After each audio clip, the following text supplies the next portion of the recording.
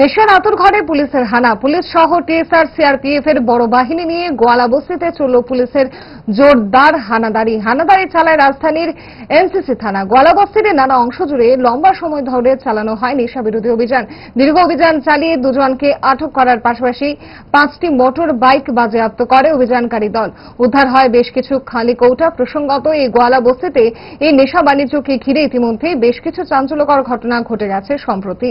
ফলে ওই এলাকায় নেশা সাম্রাজ্য ব্যতিব্যস্ত করে তুলেছিল সংশ্লিষ্ট এলাকার সমাজ সচেতন মানুষকে। সাম্রাজ্যের লাগাম টানতে এবার ময়দানে নেমে শক্তি প্রদর্শন করল আরক্ষা প্রশাসন। পুলিশের দাবি, এই অভিযানে স্থানীয় মানুষের যথেষ্ট সহায়তা ছিল।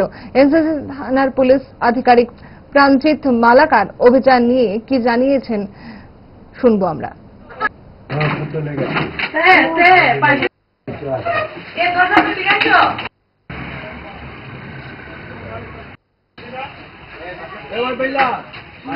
দুর্গাপূজাকে সামনে রেখে আমাদের এই গোয়ালা বস্তি এলাকায় নেশা বিরোধী অভিযান।